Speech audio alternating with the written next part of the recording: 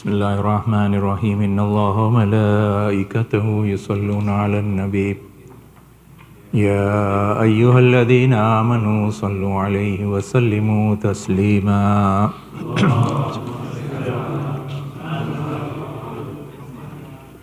بسم الله الرحمن الرحيم اللهم صل على محمد وآل محمد عن فاطمة الزهراء عليها السلام بنت رسول الله أنها قالت دخل علي أبي رسول الله في بعض الأيام فقال السلام عليك يا فاطمة فقلت عليك السلام قال إني أجد في بدني ضعفا فقلت له أعيذ بك بالله يا أبتاه من الضعف فقال يا فاطمة ائتيني بالكساء اليماني فغطيني به فأتيته بالكساء اليماني فغطيته به وصرت أنظر إليه وإذا وجهه يتلألأ كأنه البدر في ليلة تمامه وكماله فما كانت إلا ساعة وإذا بولد الحسن قد أقبل وقال السلام عليك يا أمه فقلت عليك السلام يا قرة عيني وثمرة فؤادي فقال يا أمه إني أشم عندك رائحة طيبة كأنها رائحة جدي رسول الله فقلت نعم إن جدك تحت الكساء فأقبل الحسن نحو الكساء وقال السلام عليك يا جدة يا رسول الله أتأذن لي أن أدخل معك تحت الكساء فقال وعليك السلام يا ولدي ويا صاحب حوضي قد أذنت لك فدخل معه تحت الكساء فما كانت إلا ساعة وإذا بولد الحسين قد أقبل وقال السلام عليك يا أمه فقلت عليك السلام يا ولدي ويا قرة عيني وثمرة فؤادي فقال لي يا أمه إني أشم عندك راهية طيبة كأنها راهية جدي رسول الله فقلت نعم إن جدك وأخاك تحت الكساء فدنا الحسين نحو الكساء وقال السلام عليك يا جدة السلام عليك يا من اختار الله أتأذن لي أن أكون معكما تحت الكساء فقال وعليك السلام يا ولدي ويا شافي أمتي قد أذنت لك فدخل معهما تحت الكساء فأقبل عند ذلك أبو الحسن علي بن أبي طالب وقال السلام عليك يا بنت رسول الله فقلت وعليك السلام يا أبا الحسن يا أمير المؤمنين فقال يا فاطمة إني أشم عندك راهية طيبة كأنها راهية أخي وابن عمي رسول الله فقلت نعم ها هو مع ولديك تحت الكساء فأقبل علي نحو الكساء وقال السلام عليك يا رسول الله أتأذن لي أن أكون معكم تحت الكساء فقال وعليك السلام يا أخي ووصيي وخليفتي وصاحبي لواي قد أذنت لك فدخل علي تحت الكساء ثم أتيت نحو الكساء وقلت السلام عليك يا أبتاه يا رسول الله أتأذن لي أن أكون معكم تحت الكساء فقال وعليك السلام يا بنتي ويا بدعتي قد أذنت لك فدخلت تحت الكساء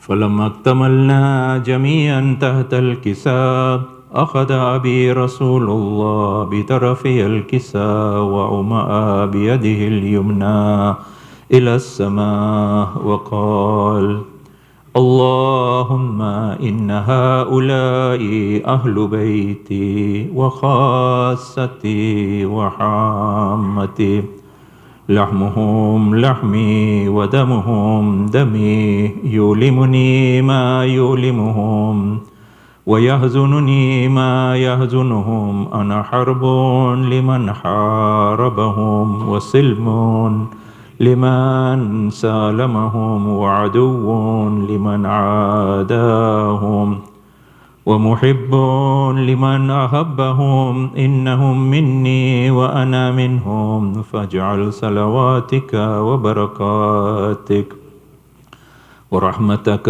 وغفرانك ورضوانك علي وعليهم وأذهب عنهم الرجس وطهرهم تطهيرا.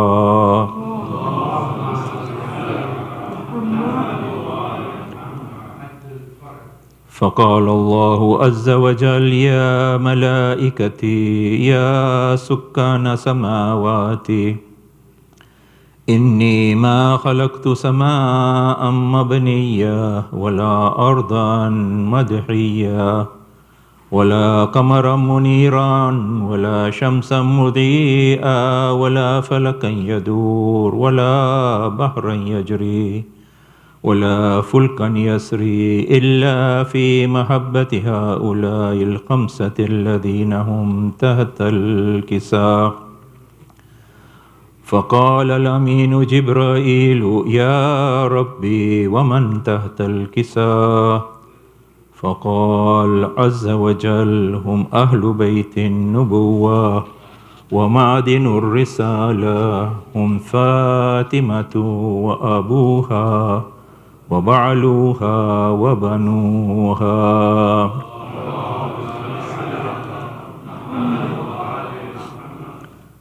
فقال جبرائيل يا ربي أتأذن لي أن أهبط إلى الأرض ليكون معهم سادسا؟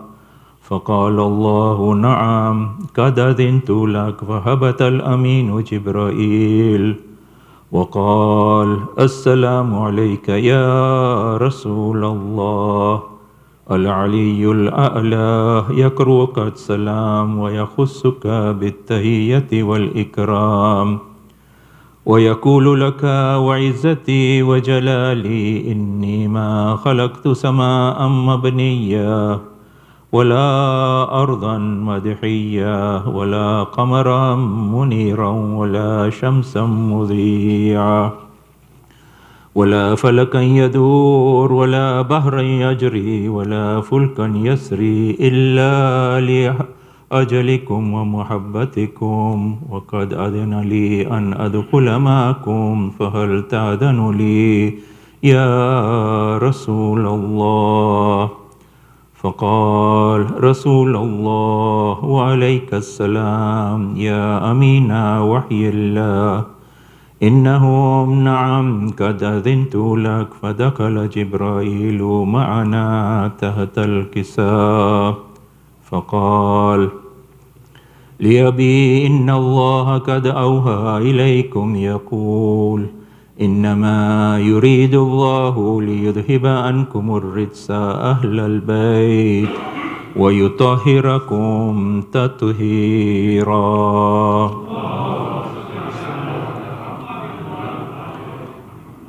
فقال علي لأبي: يا رسول الله، أخبرني ما لجلوسنا هذا تحت الكساء من الفضل عند الله.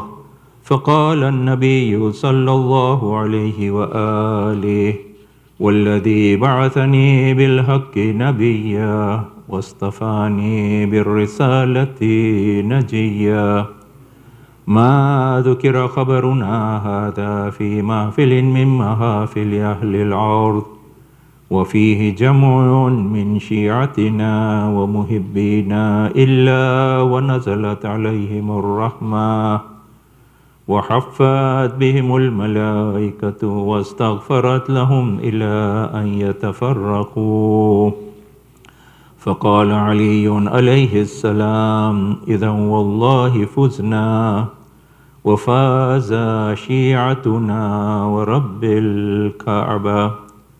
فقال أبي رسول الله صلى الله عليه وآله: يا علي، والذي بعثني بالحق نبيا واصطفاني بالرسالة نجيا، ما ذكر خبرنا هذا في محفل من محافل أهل الأرض، وفيه جمع من شيعتنا ومحبينا وفيهم مهموم إلا وفرج الله همه، ولا مغموم إلا وكشف الله غمه، ولا طالب حاجة إلا وقضى الله حاجته.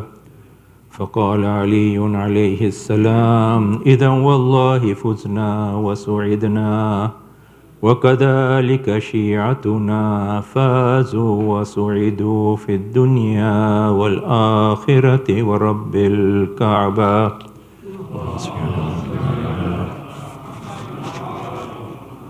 رحم الله من قرأ الفاتحة.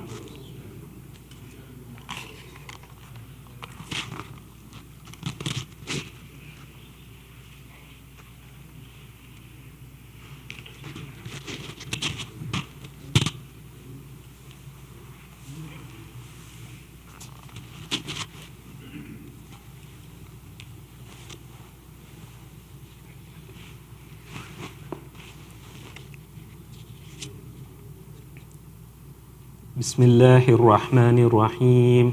اللهم صل على محمد وآل محمد.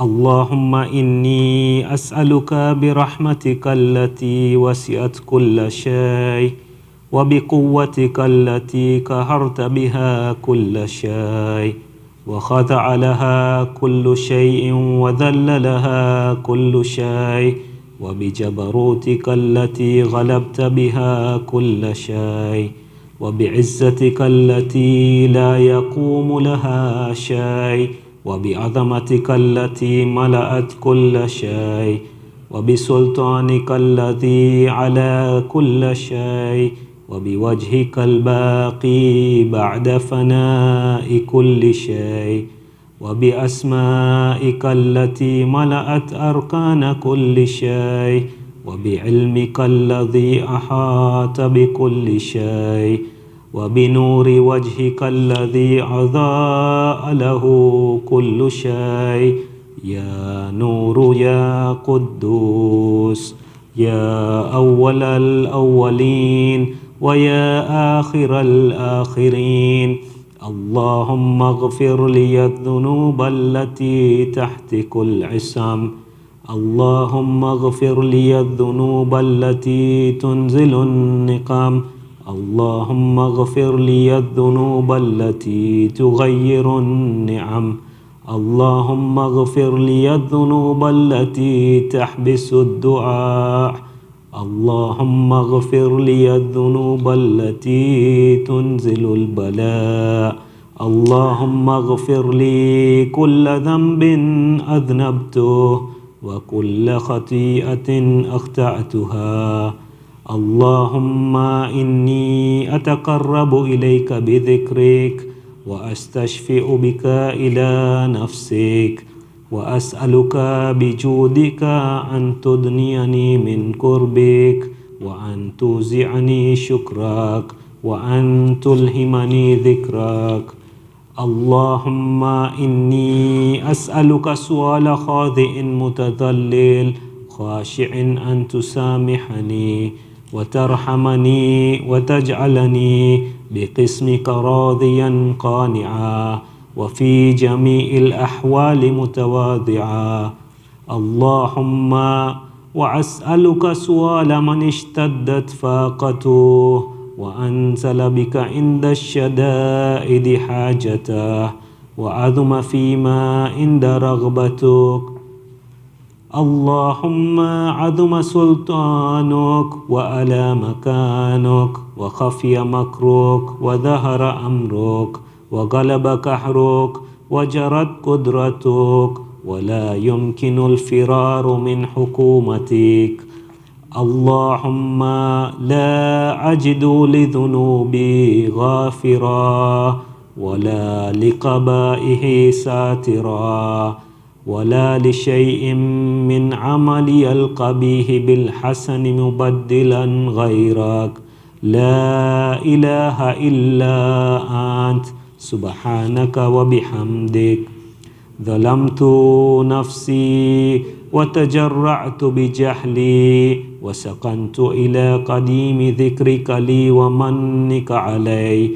اللهم مولاي كم من كبيه سترته وكم من فاده من البلاء يقلته وكم من إثار وقيته وكم من مكروه دفعته وكم من ثناء جميل لست أهلا له نشرته. اللهم عظم بلائي وعفرت بي سوء حالي وقصرت بي أعمالي وقعدت بي أغلالي وحبسني عن نفع بعد آمالي وخدعتني الدنيا بغرورها ونفسي بجنايتها ومطالي يا سيدي. فأسألك بعزتك أن لا يحجب عنك دعائي سوء عملي وفعالي ولا تفتحني بخفي ما اطلعت عليه من سري ولا تعاجلني بالعقوبة على ما عملته في خلوات من سوء فعلي وإساءتي ودوام تفريطي وجهالتي وكثرة شهواتي وغفلتي. وكن اللهم بعزتك لي في كل الأحوال رؤوفا وعلي في جميع الأمور عطوفا. إلهي وربي من لغيرك أسأله كشف ضري والنظر في أمري. إلهي ومولاي أجريت علي حكما اتبعت فيه هوى نفسي ولم أحترس فيه من تزيين عدوي فغرني بما أهوى وأسعده على ذلك القضاء فتجاوزت بما جرى علي من ذلك بعد حدودك وخالفت بعد أوامرك. فلك الحمد علي في جميع ذلك ولا حجة لي فيما جرى علي فيه قضاؤك وألزمني حكمك وبلاؤك. وقد أتيتك يا إلهي بعد تقصيري وإسرافي على نفسي معتذرا نادما منكسرا مستقيلا مستغفرا منيبا مقرا مذعنا معترفا. لا أجد مفرا مما كان مني ولا مفزعا أتوجه إليه في أمر غير قبولك عذري وإدخالك إياي في سعة من رحمتك. اللهم فاقبل عذري وارحم شدة ذري وفكني من شد وثاقي. يا رب ارحم ضعف بدني ورقة جلدي ودقة عظمي. يا من بدأ خلقي وذكري وتربيتي، يا من بدأ خلقي وذكري تربيتي وبري وتغذيتي، حبني لابتداء كرمك وسالف برك بي. يا إلهي وسيدي وربي، أتراك معذبي بنارك بعد توحيدك وبعد ما انطوى عليه قلبي من معرفتك ولهج به لساني من ذكرك واعتقده ضميري من حبك، وبعد صدق اعترافي ودعائي خاضعا لربوبيتك.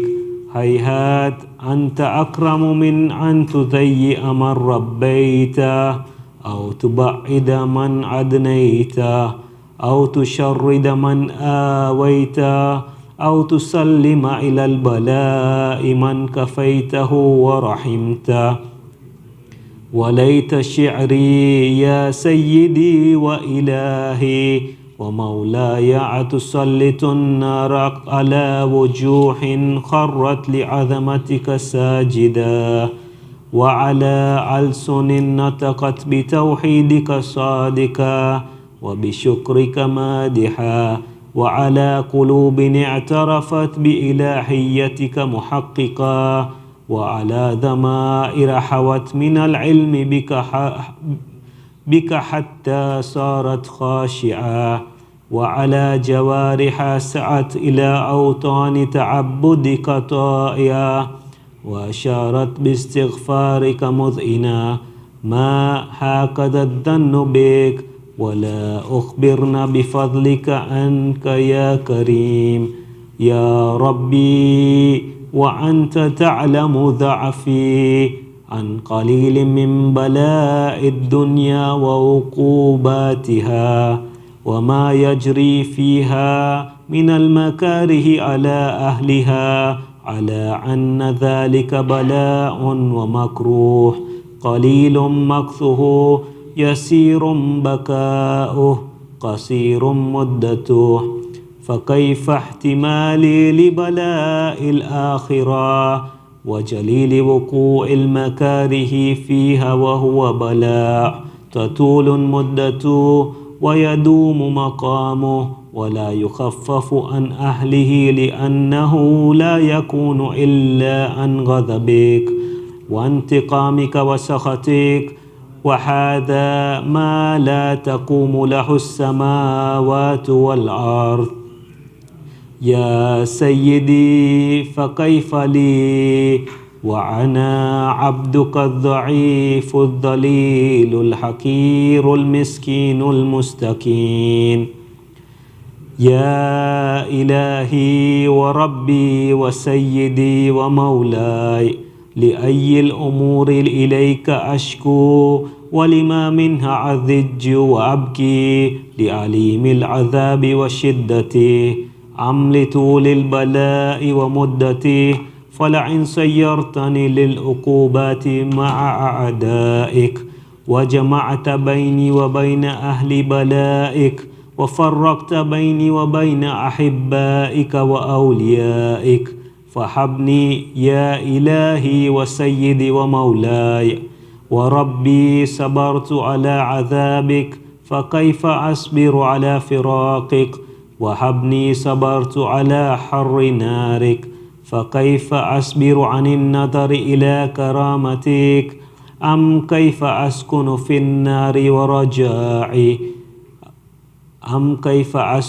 النار ورجائي أفوك، فبعزتك يا سيدي ومولاي أقسم صادقا لئن تركتني ناطقا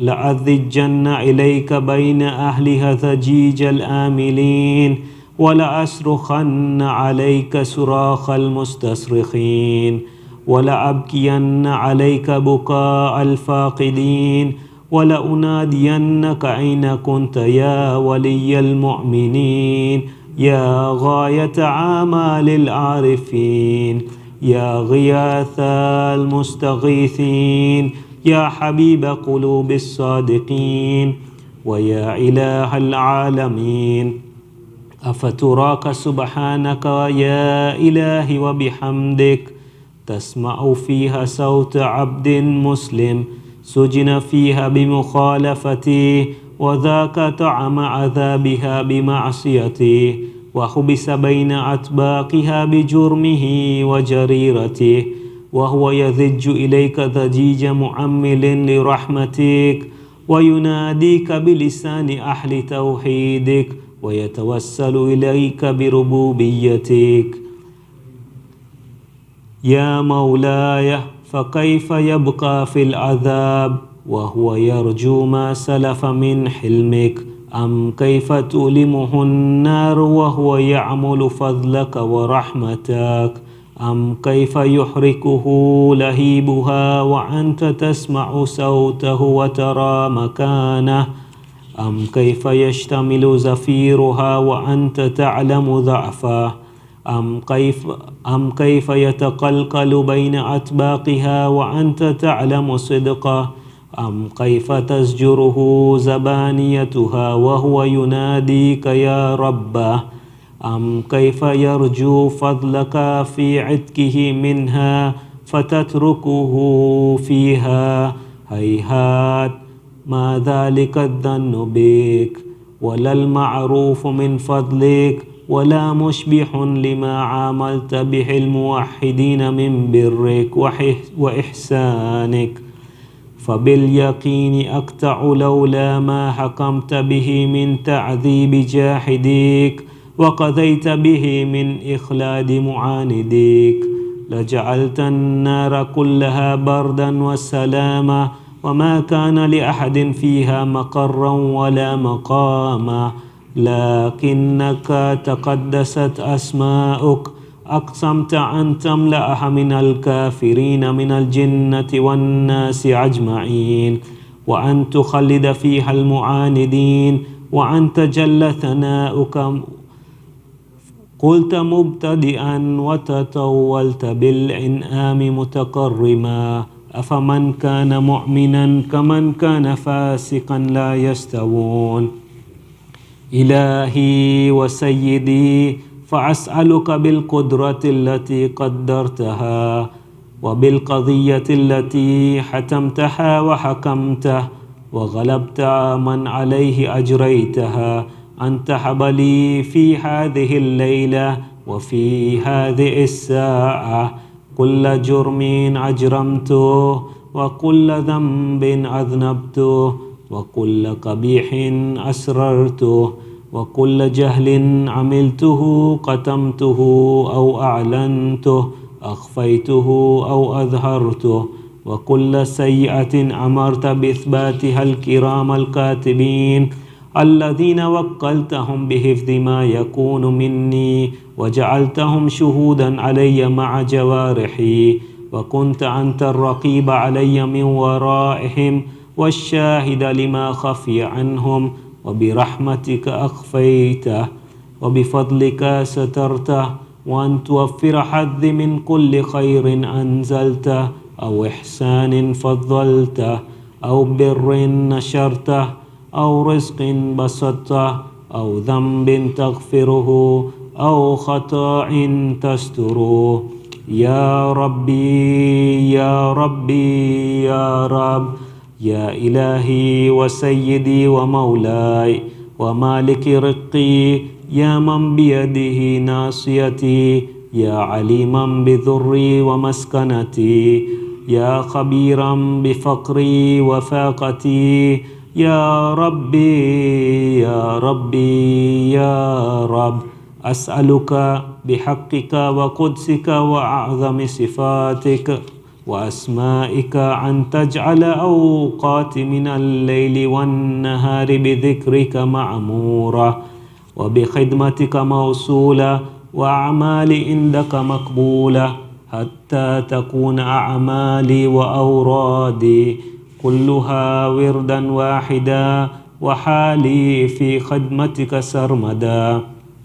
يا سيدي يا من عليه معولي، يا من إليه شكوت أحوالي، يا ربي يا ربي يا رب، قوي على خدمتك جوارحي واشدد على العظيمة جوانحي، وحبلي الجد في خشيتك والدوام في الاتصال بخدمتك، حتى أسرح إليك في ميادين السابقين وأسري إليك في المبارزين وأشتاق إلى قربك في المشتاقين، وأدنو منك دنو المخلصين وأخافك مخافة الموقنين وأجتمع في جوارك مع المؤمنين. اللهم ومن أرادني بسوء فأرده، ومن كادني فكده، واجعلني من أحسن عبيدك نصيبا عندك وأقربهم منزلة منك وخصهم زلفة لديك، فإنه لا ينال ذلك إلا بفضلك، وجد لي بجودك واعطف علي بمجدك، واحفظني برحمتك، واجعل لساني بذكرك لهجا وقلبي لحبك متيما، ومن علي بحسن إجابتك، وأقلني عثرتي واغفر ذلتي، فإنك قضيت على عبادك بعبادتك وأمرتهم بدعائك وضمنت لهم الإجابة. فإليك يا ربي نسبت وجهي، وإليك يا ربي مددت يدي، فبعزتك استجب لي دعائي وبلغني مناي، ولا تقطع من فضلك رجائي، واكفني شر الجن والإنس من أعدائي. يا سريع الرضا اغفر لمن لا يملك إلا الدعاء، فإنك فعال لما تشاء. يا من اسمه دواء وذكره شفاء وطاعته غنى، ارحم من رأس ماله الرجاء وسلاهه البكاء. يا سابغ النعم يا دافع النقم، يا نور المستوحشين في الظلام، يا عالما لا يعلم، صل على محمد وآل محمد وافعل بما أنت أهله. وصلى الله على رسوله والأئمة الميامين من آله وسلم تسليما كثيرا كثيرا. اللهم صل على محمد رحم الله من قرأ الفاتحة.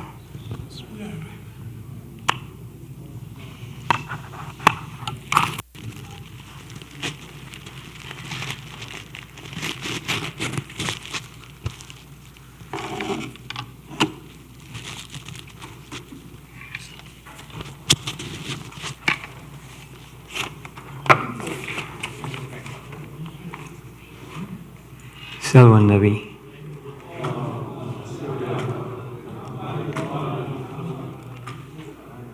صلي على رسولنا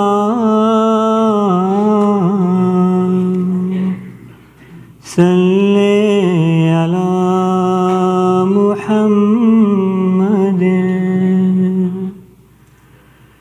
صلي على نبينا صلي على محمد.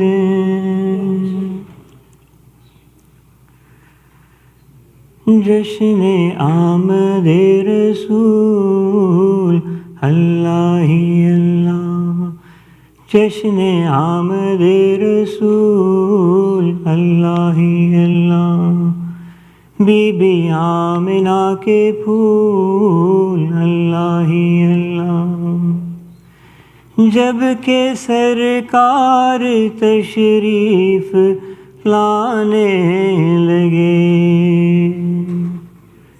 जब के सरकार तशरीफ लाने लगे,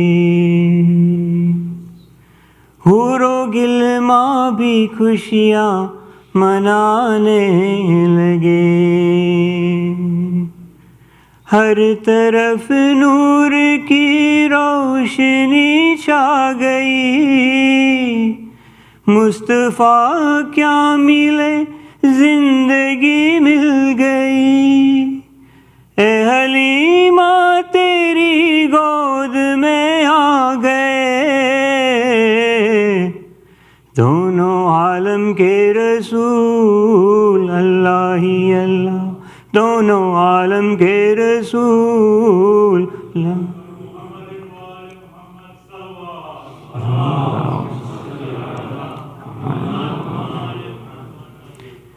नूर की तन गई चादरे चार सू, नूर की तन गई चादरे चार सू। हुर गिलमा की पूरी हुई आरज़ू, मुर्तज़ा मुजतबा शाह कौनो मकां, मुर्तज़ा मुजतबा शाह कौनो मकां। रब के सरकार जब हो गए रूबरू, फिर खुदा ने कहा मेरे महबूब तू हो रसूलों के रसूल अल्लाह ही। जश्न आमद रसूल, चेहराए मुस्तफ़ा जब दिखाया गया, चेहरा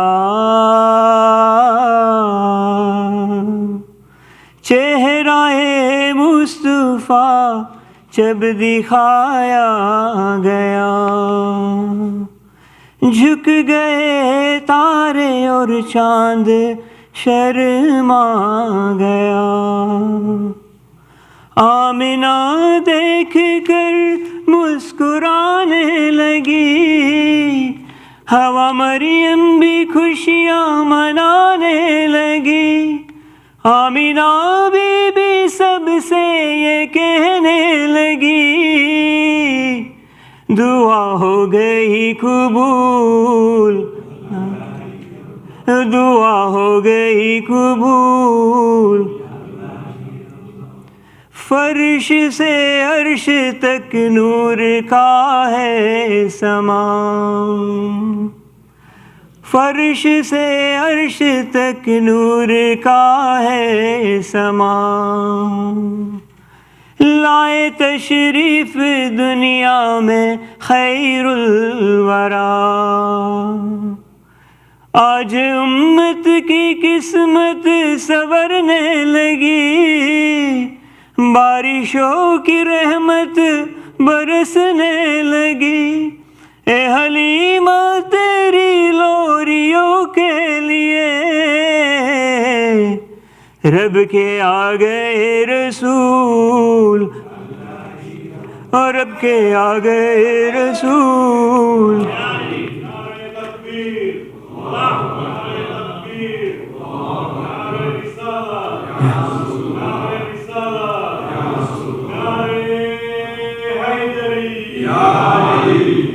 जश्न आमद रसूल, सल्ले अला रसूलना, सल्ले अला Muhammad. Salman Nabi.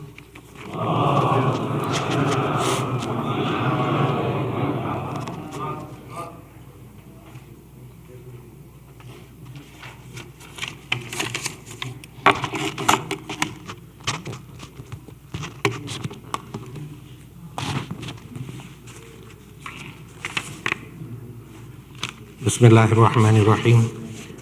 Sayyid Hasan Rizvi, respected elders, brothers, sisters in Iman, Assalamu alaikum wa rahmatullahi wa barakatuh. On the joyous occasion of the birth anniversary of our Prophet, Hazrat Muhammad Mustafa sallallahu alayhi wa sallam,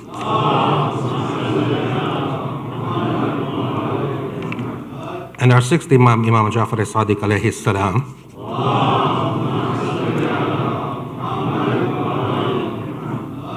on behalf of the Board of Trustees and the Managing Committee, we wish you all Kushali Mubarak.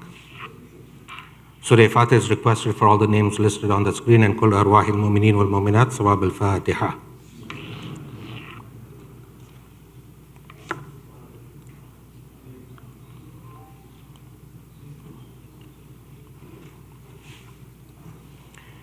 Ayat Ma Yujibun is requested for all the names listed on the screen and whoever is in need of it here and elsewhere.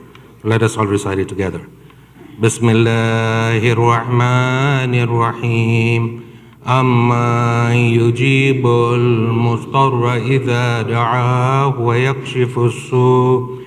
Amma yujibul mustarra idha da'ahu wa yakshifu as-su'.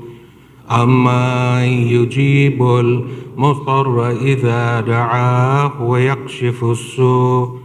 أما يجيب المضطر إذا دعاه ويكشف السوء أما يجيب المضطر إذا دعاه ويكشف السوء اللهم صل على محمد وعلى محمد. I would like to call upon Brother Zahir Somji to come forward on behalf of the seniors, a subcommittee for a presentation by Muhammad wa Muhammad Salawat.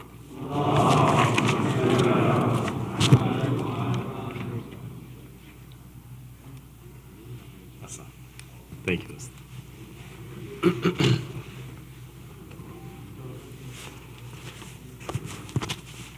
A'udzu billahi minasyaitonir rajim. Bismillahirrahmanirrahim. Marwadilo, bayo, beno, kiddos, assalamu alaikum wa rahmatullahi wa barakatuh. Kushali Mubarak to all of you. Inshallah, we have come up with two great programs. Media, if I could have the heritage program first, that would be awesome. Awesome. So the first of the program, Khoja Heritage. It is on Friday, immediately after Maghrib Isha Namaz, 21st of October. Friday, 21st of October. Now, most of these programs are usually attended by the Wadilos, seniors. But this is Khoja Heritage. I think we know enough about our heritage. This program is intended for the young people, those who don't speak Gujarati. Agar tamne Gujarati samajh mein na aaye, to this is a program must for you. Now, generally, these kind of programs would tend to be long and boring, but I assure you, I am the MC. I will make sure that this program is exciting. However, in order for it to be successful, we need full participation. So if you would please sign up, come for the Khoja Heritage. We've got skits, we've got lots of information, maybe a little too much, but again, I assure you, we'll make it fun and knowledgeable. So please make sure you sign up. Par Muhammadin wa ali Muhammad, salawat. All right, media, next one, please. And then we have Chalo Daytona, finally. Thanks to generous donor, we have 75 hotel rooms looking right across the ocean in Daytona. And inshallah, we will go Saturday, 11 o'clock. We depart from here by bus. We spend the night there, lots of maja, early yoga in the morning, namaz jamaat, Milad program. This program is meant for seniors, 55 and plus, but everybody is welcome. Come in for a day trip, you're most welcome. Pay for the hotel room. You're most welcome to stay the night. But the more, the merrier. And please make sure, again, you have to register early so that you avoid disappointment. What are we going to do at Chalo Daytona? Obviously, we are catering to the seniors, so lots of food, lots of baraza, lots of activities.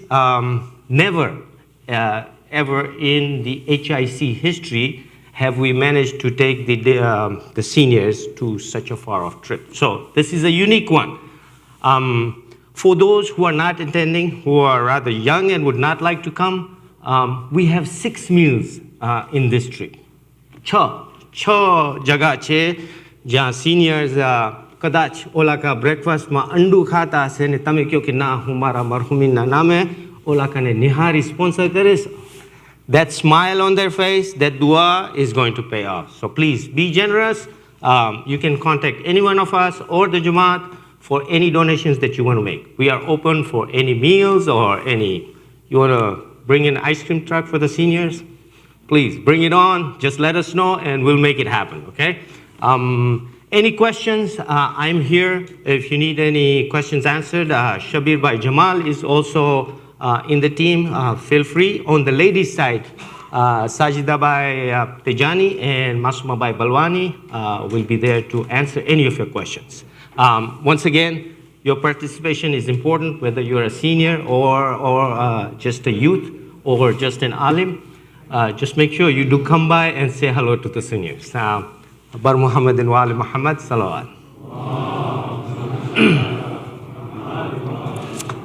I asked for a lot of things in such a short time, but again, the one thing that I do not want to forget to ask is your duas. Kushali Mubarak, Assalamu alaikum wa rahmatullahi wa barakatuh. Hasan. Thank you, Brother Zahir.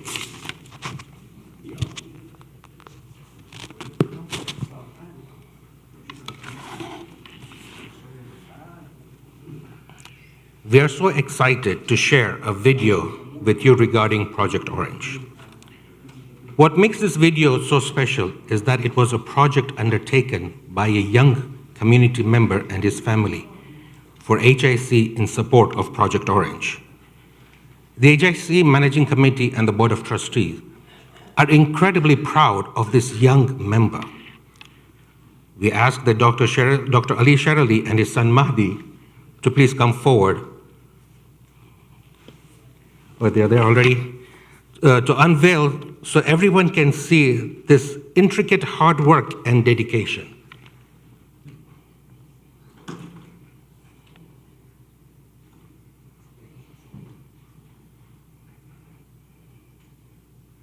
Bar Muhammadin wa ali Muhammad salawat.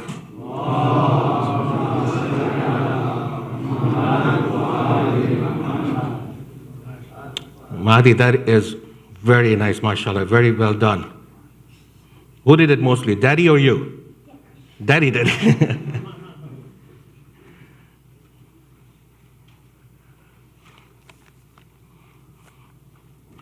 I mean, if you look at the intricate hard work that is put into that, it is amazing. The dedication, thank you. May Allah subhanahu wa ta'ala bless their family in this world and in the hereafter for their efforts. We request you to support our Project Orange donations. Tonight will be taken, especially after you see this video, inspirational video made by the family. Wa Muhammadin wa ali Muhammad salawat.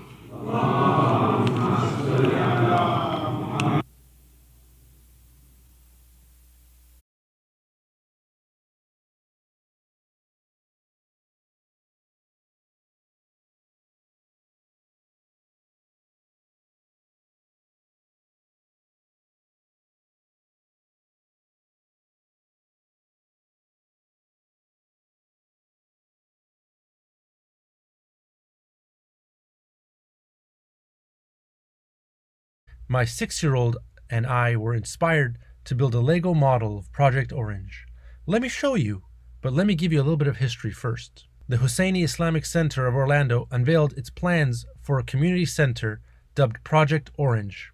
My 6-year-old and I were inspired to build a Lego model of Project Orange. Let me show you, but let me give you a little bit of history first. The Husseini Islamic Center of Orlando unveiled its plans for a community center dubbed Project Orange. My 6-year-old son watched the video presentation on the monitors, his eyes wide open as he saw the computer-generated renderings of the large gym space, the classrooms, the prayer hall flash across the screen.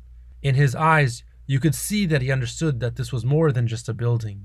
It was his future, a space for him to grow, flourish with his family, friends, and community. In the car, on the way back from the mosque, he asked me, "Dad, what can I do to help Project Orange?" He understood the importance of this project. Given that the community had only seen a computer rendition of the project, I asked my son if he wanted to build a Lego model of the project based on the available information. He loved the idea of. We went online to the Lego store and began ordering all the parts we needed. The pieces were here. We had planned out the structure and it was time to build. It took over 1,500 pieces and somewhere between 12 and 15 hours over the span of a few weeks to put together. So far, we had only had the computer renditions, so we had to improvise a little bit with the dimensions and layout. Thankfully, we got some feedback from my uncle who is an architect and also helping with Project Orange. We were lucky to get some help from my nephews who were in town and who are Lego master builders themselves. It quickly became a family project with my daughter, nephews, son, all working together to get the structure up and running. It is a nice metaphor for the real Project Orange and how it's meant for all of us to come together as a community to bring it to life. I remembered the words of my father during my childhood. At that time, living in Toronto, the community was in a similar position, building its core project, 9,000 bathers. He told me that everyone needed to contribute with whatever means they had, whether it was money, time, resources, or effort to inspire others to make the vision a reality. With the structure in place, it was now time to liven it up and place the people inside. In the end, we were very happy with how it came out. So let's take you on a tour of the project. There is a prayer hall in the back with a mihrab with the men's and women's side. We placed people in the namaz area, getting ready to pray, both on the men and ladies side. In the gym, which is the focal point of the community project, we have a basketball court set up on the ladies side and a volleyball court set up on the men's side. We wanted to include a special minifigure in this model. It's one who's well known to the community. This minifigure has a chef's hat, he's got bling on his fingers, and he has a fish ready to cook. I hope you can all guess who it is at this point. We also have a kitchen set up, a vital part for the Orlando community. On the second floor, we have classrooms for the kids to attend madrasa and Islamic school. Coming around to the front, we have the entryways. There are some couches and chairs set up for the baraza group. We've set up the men there, obviously discussing the latest important topics of the community. Now that we have the model complete, it's time to collect pledges for the real-life Project Orange. My son has spoke with various family members and community members who have pledged different amounts for him to complete this project. So my son has this question for you. How will you contribute to Project Orange? Thank you for your time. I hope this inspires you. May Allah guard and guide this community at all times.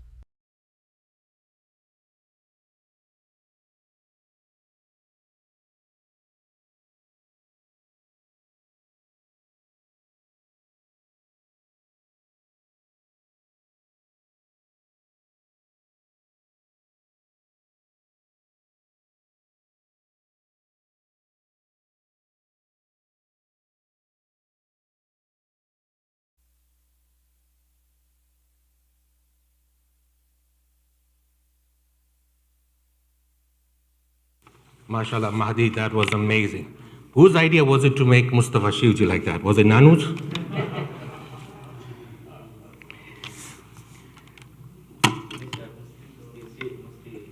Shivji, yeah, but that wants to be Nanu's idea, the way he has dressed him up. Bismillahir Rahmanir Rahim. HIC Tween and Teen presents the Milad Nabi Sweet Fact Challenge. Enjoy the sweet chocolates as you will participate in a 12 fact-finding activities. Learning experience about our Holy Prophet Hazrat Muhammad Mustafa sallallahu alaihi wasallam.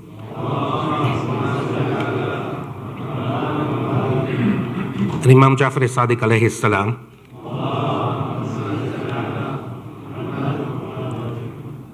Watch the video and see how you can participate in the challenge to win a great prize. For Muhammadin wa Muhammad salawat.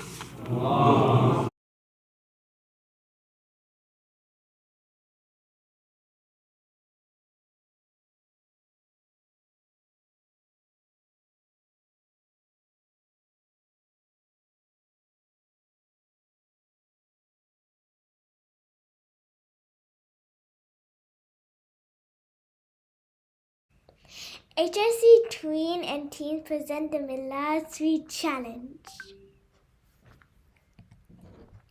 HIC has custom-wrapped nut-filled chocolates with special facts printed on them, which they will be distributed tonight. The different facts are about our Holy Prophet and Imam Jafar Sadiq, and there are 12 facts in total to collect. Your challenge is to collect all 12 facts. Send HIC Tween and Teen present the Milad Sweet Challenge. HIC has custom-wrapped nut-filled chocolates with special facts printed on them, which they will be distributed tonight. The different facts are about our Holy Prophet and Imam Jafar Sadiq, and there are 12 facts in total to collect. Your challenge is to collect all 12 facts. Send them to 407-968-7229 with your name and age. As soon as we get your submissions, we will enter your name in a raffle to win a great prize. The challenge is open to all ages from babies to papas. We hope you all participate, and as you enjoy your sweet chocolate, you also get the opportunity to learn about our dear Prophet and Imam Jafar Sadiq.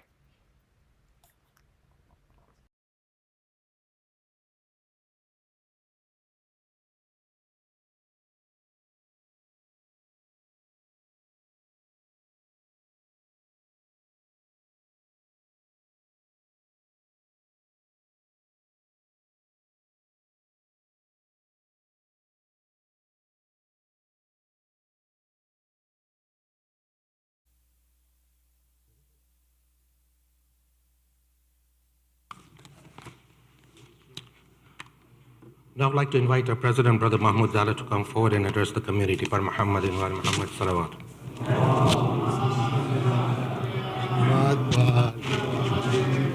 أفضل السلام محمد وآل محمد. It is the birthday of the best of creation, so let's all be happy. My brothers and sisters, Assalamu alaikum wa rahmatullahi wa barakatuh. This is impromptu. I was just sitting there and I asked, for the first time, I asked to come here and say something. After looking at what Mahdi has done, I wanted to share my deepest gratitude to that boy there. For a person like myself, the team, and whoever is working for the community, and all the challenges that we are going through, there are many, many, many times that we sit and I look at all of this and say, where is all this going? Is it really worth it? Should I just stop? Let us just stop. Today, Mahdi reminded us all, no, this is what it is all about. When a 6-year-old looks at it and says, this is mine, they have reminded this entire community what we are doing, who we are doing it for, and why. My brothers and sisters, Mahdi is what we are. Mahdi and his friends are who we are targeting. Mahdi and his friends, their future is what we are building, every single thing we do. So today, think about it, because this project is only going to be successful if every single one of us, including every single Lego brick in that model there that has gone into Project Orange, will make it successful. So let's all pray for Mahdi, for the guidance that Allah brought to us through Mahdi and his friends, and let us all thank him, and I personally thank him as well, and take that as an advice to all of us to say, today is the day, not tomorrow, not when this happens or that happens, or when this finishes or that finishes, but today, to make a pledge, to make a commitment on this project that is all ours for the sake of Mahdi and his friends. Wassalamu alaikum wa rahmatullahi wa barakatuh. And thank you, Mahdi. Thank you.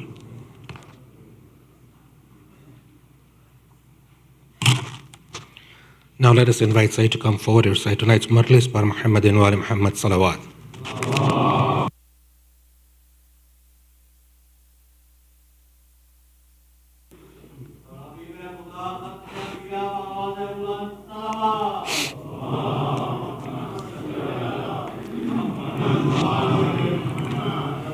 Brothers, I would like to ask you to come forward as possible. There's a lot of room in the front and people in the back are a little bit cramped up. Please move forward as much as possible.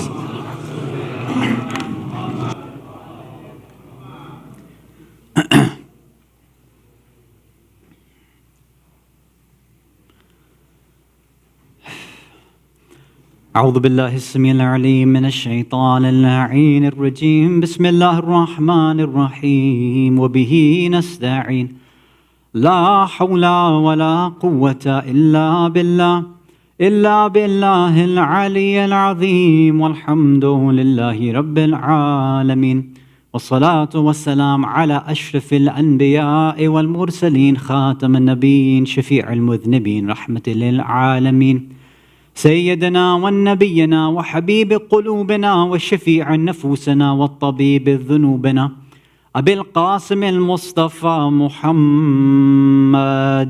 اللهم صل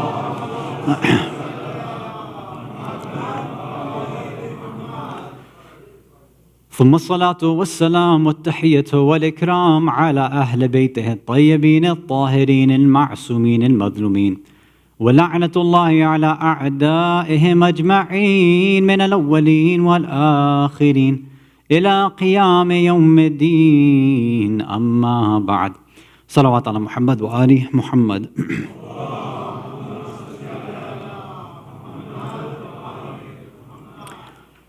Mu'mineen, mu'minat, brothers and sisters in Islam and Iman, Salamun alaikum wa rahmatullahi wa barakatuh.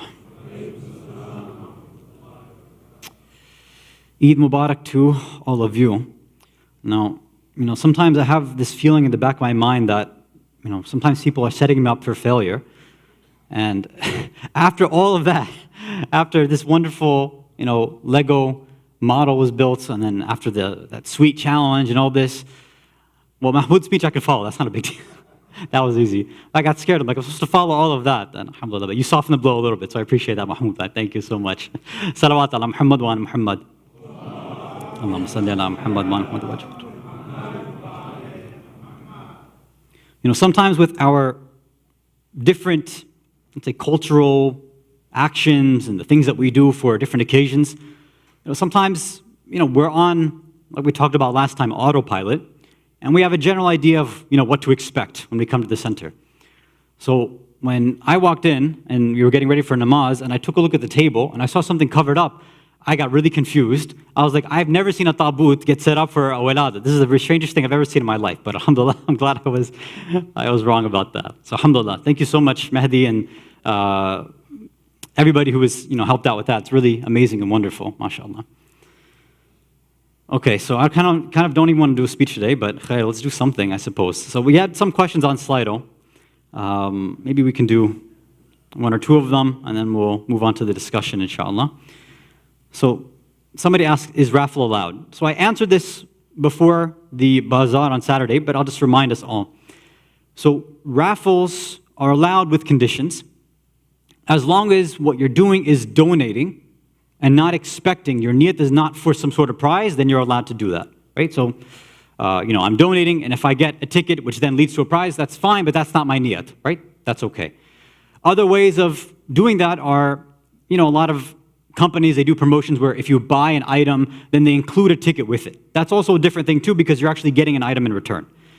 When you say things like, I'm buying a raffle ticket, that's not allowed. You can't be saying, I'm buying a raffle ticket, because tickets themselves, paper has no value to it. And that, in Islam, is not something that's allowable. But yeah, you can donate with that intention of donating, and if you get something, then alhamdulillah, good luck and wonderful to you. Now, what's confusing over here, and inshallah, I think maybe next week we're going to have a session, interactive session on gambling itself, is over here for raffles, the idea of possibly getting a prize, niyat matters, right? So, as long as your niyat is not to get a prize, then you're okay. But that does not apply to gambling itself, right? You can't play like Texas Hold'em, or you can't go to Vegas or whatever, any sports. You can't do anything with the niyat that, I'm going to donate to Project Orange. That's not how it works, right? Gambling is gambling, no matter what the niyat is. So any sort of thing that's set up like that, then you have to be very, very careful. No matter how much it's organized, if it's gambling, and that is haram. The second question, where can or who can we give Raddi Madalim to? So for those who don't know, Raddi Madalim just means taking care of supplies or things that may or may not belong to you. So sometimes, in the best case scenario, you might have an item of somebody's that we have to give them back. Maybe I borrowed a book or a shirt from somebody, and I can't, there was somebody that I grew up with, and now I have no idea where they are. I don't have their number or email. There's no way for me to contact them. So I have to give them back their, whatever I took from them, whether it was money, a book, clothing, whatever it is. You have to pay them back somehow. You have to get it to them. So sometimes you have no access. Now, yes, if you have access, if, let's say, you borrowed something, or let's say in the worst case scenario, you actually stole something was ghasbi from somebody, then you have to, if you can contact them, if you have access, you have to get it back to them, right? You have to do tawbah, seek forgiveness from them, and give the item back or give the money back. You can do it directly, ideally, and if that's not possible, somehow indirectly too. Sometimes that even means because maybe you're embarrassed in saying that, yeah, I stole whatever, $1,000 from you. Sometimes some ulama say, look, even if you just say, here, look, here's the $1,000, don't ask, just it's yours, just take it, and you don't have to explain yourself necessarily. Now, there's another situation too, is you have no access whatsoever, not directly, not indirectly, then what do? Over here, the opinion of most maraji, including Ayatul Sistani, hafadhahullah, is that if you don't have direct access, if you don't have indirect access, there's no way for you to pay this person and give them back what's rightfully theirs, then with the permission of the hakim al-shar, with the permission of the mujtahid, or somebody that's a wakil and has a permission from the office, then you have to give it to a faqir or a fuqara. So for example, an organization like Imam or Al-Ain, they have permission to take Raddul Madalim, and you can go on the websites and then you can pay it back over there. I don't think HIC, as far as I understand, I don't think they have permission to take that, but okay. So those will be those two questions for tonight. There's one more, but I'll leave that for next Thursday, inshallah. Salawat ala Muhammad wa ali Muhammad.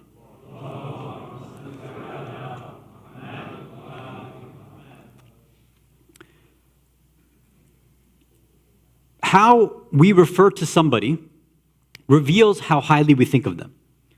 The way, the names that we use, the titles that we use, it reflects how we understand that individual, how much respect and reverence and honor we want to show to them. So normally, when somebody's friends or equal family, right, they're on the same foothold as you, you see them as somebody equal to you. They're not, that much older, or maybe they're younger. Then usually you're on what we say, you're on a first name basis with them, right? So you address them by their first name, and it's not seen as a sign of disrespect. Sometimes it's not that somebody's equal, but you see somebody and you consider them lower to you, or they've, done something to you that has offended you. So you don't want to refer to them by their name. Sometimes you use, certain words that we shouldn't be using, or just sometimes you don't even want to mention them by name, so you say, that guy or that person.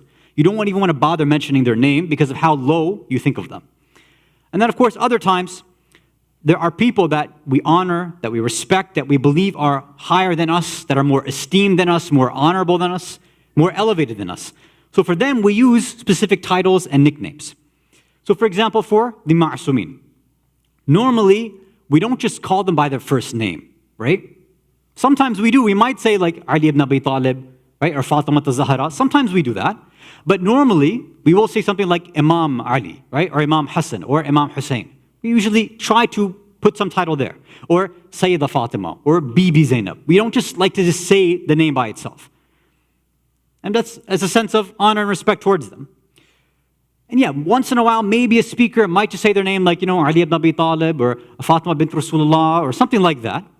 But, it's okay, but it doesn't really show a level of respect. We like to show and add that title, that prefix, or something to it.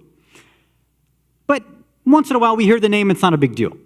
The one exception to all the ma'asumin is when we talk about our holy prophet, Rasulullah sallallahu alayhi wa alihi wa sallam. Allahumma salli ala Muhammad wa ala Muhammad wa ala. In the majority of cases, when we speak about him, we hardly ever just say Muhammad or Muhammadin al-Mustafa. It's very, very rare that somebody would do that. We might say Ali ibn Abi Talib, but we might not say Muhammad ibn Abdullah. It's very rare that we do something like that. Nearly every single time we'll say Nabi Allah, Rasulullah, right? Or Rasul-i-Girami, Rasul-i-Kiram. Some sort of amazing title about him, right? Or we'll say the Holy Prophet or the Holy Messenger. Because even his name, deep down, we know that we're not even entitled to say his name out loud like that. He's somebody that we want to refer to him by these great and grand titles that Allah has bestowed upon him and that reflect our relationship with him and how we understand and honor him. And he has many, many titles, right? As-Sadiq, Al-Amin, and all these things that we've heard of over the years.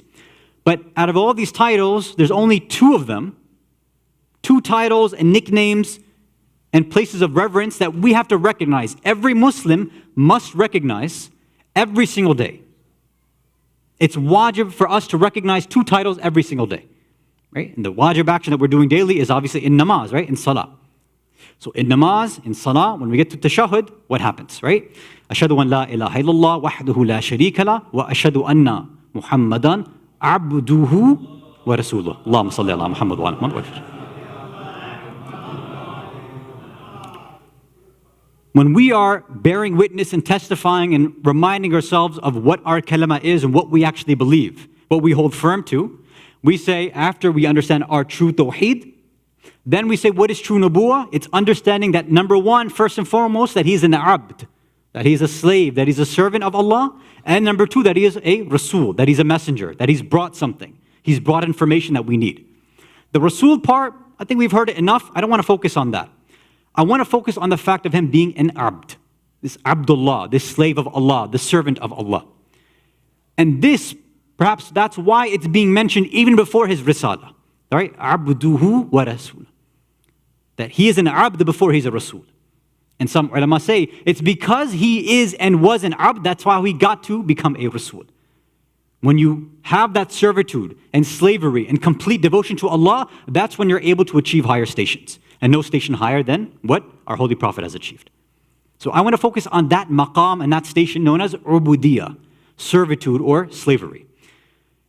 And the reason I want to focus on that tonight, and maybe just a few minutes, I think I'll cut out a lot of this, is because out of all the other things, we know that the Prophet's job was obviously very tough.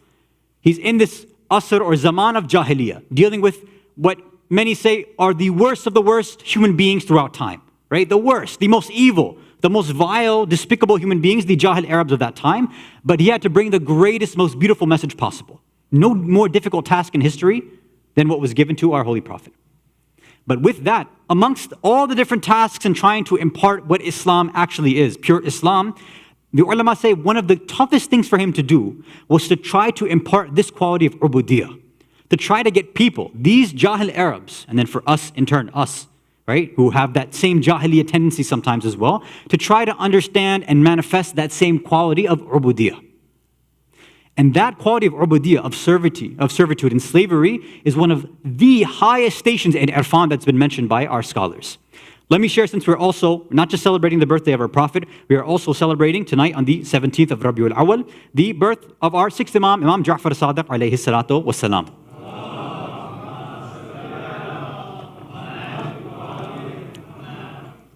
Let me share a beautiful narration that's mentioned by many, many ulama, and it takes volumes and volumes to explain. So one narration that's attributed to our Imam says, Al-ubudiyah jawhar. That ubudiyah, servitude, slavery, is a jawhar. It's a gem, it's a jewel. Kunhuha ar-rububiyah. The essence, the core of servitude, of slavery, of ubudiyah, what's its core, its essence? It's rububiyah. It's understanding that Allah is your Rabb.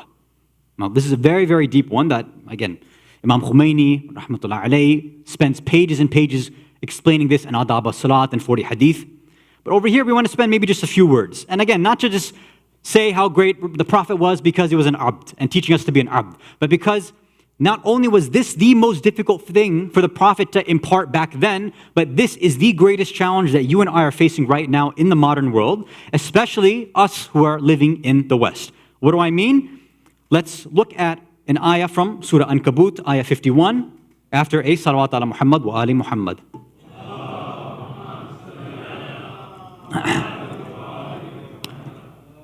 In Surah Ankabut, Allah says, Bismillah ar-Rahman ar-Rahim, أَوَلَمَّ يَكْفِهِمْ أَنَّا أَنزَلْنَا عَلَيْكَ الْكِتَابَ يُتْلَى عَلَيْهِمْ. And isn't it kafi that we have done inzal, we have sent down on these people a book, and you have recited it to them, Rasulullah. You've sent them this book. Inna fi dhalika la rahmatun wa dhikra liqawmin yu'minun. This is a rahmah, this is a mercy, and it's a dhikr, it's a reminder for those who have iman, those who have belief. Now, what's the context of this idea over here? This goes back to one of the greatest troubles that the Prophet was dealing with during his time. In that, we call it the Asr of Jahiliyyah. And there are many reasons why it was called the era or time of Jahiliyyah. One of the reasons that the historians mention is that there was an inferiority complex amongst the Jahil, polytheistic Arabs. An inferiority complex which led to cultural domination. Now, what is all that? Now, we know that, the Arabs in general, they had this issue of tribalism. They were racist in many different ways, and they had a sort of cultural arrogance, right? They thought they were better than everybody. And their main ideology was polytheism, right? It was shirk, and they were sort of proud of that fact. They weren't the best practitioners of their faith, interestingly enough, which is another subject for discussion one day. But they had a lot of faith in their tribal elders and the way that culturally they had practiced certain different things. And they loved that, and they stuck to that. There was no logic or reasoning to what they did. But whatever they did do, because their elders, their tribal elders had passed it down, they loved it. And they were proud of that fact. And any one of their tribe, even their own son, if they went against those tribal customs and the cultural customs, they would shun them and they would even kill them and go to war with them. That's how deeply ingrained those cultural ideas were. However, there was one thing that started to take over these Arabs. And that was the cultural domination of the Ahlul Kitab. Even though these polytheistic mushrikeen Arabs loved their culture so much, they were infatuated with the culture of the Ahlul Kitab, the Jews and Christians of that time. These Arabs thought that they had the correct religion. They didn't believe in Judaism or Christianity. They liked their culture more than anything else, but for some reason, they treated the Jews and Christians as elites of that time. They were the celebrities. They were the ones that had all the answers. And they showed it in many different ways. They considered them to be the end all and be all and the source of knowledge. Whenever a question would come up about the nature of creation, about the afterlife, about the soul, about various different things that they had questions about, even though they had their own teachings in their polytheistic faith, they would go to Jewish elders, they would go to Christian elders, and they would ask them for the answer. Really strange, right? That somebody has their own faith, their own religion, which they think that they're proud of, but they end up trying to get answers from other people in other faiths. I think without me filling in the gaps, I think you can understand why this is a modern problem too. Even when Islam was first introduced, when Islam came, when that happened, people like Abu Sufyan and many other Arabs, instead of evaluating the religion themselves, the claims of our Prophet, they didn't do that. They went to people like Ka'ab ibn al-Ashraf, the head of the Jewish tribe then, the head of all the Jews I think he was in Mecca at that time. And they would go to him and say, look, you have your Jewish faith, Judaism, and this guy Muhammad has brought something, which one's better? Which one makes sense to you? So they would go to him and they would say, no, obviously, it's us, what we Jews are doing is better. And they would even make a joke out of Islam. They'd say, what you polytheistic Arabs have is better than what Muhammad has brought. So this is the way that they were. Even for evaluating what is true and false, they would end up going to other people. They wouldn't even go to their own tribal elders. They would end up asking Christians and Jews, what is the truth? What is right? What is wrong? Things like that. And this is where, over here, you see, after Islam is there, people are converting now, right? They're joining the fold of Islam. They're joining the Prophet. Even then, because of that cultural domination, that inferiority complex that they had, because they looked up so much to the Ahlul Kitab in that time, these so-called Muslims were still saying, hey, I heard this story about so-and-so prophet from this Jewish leader. I heard this story about this prophet from this Christian leader.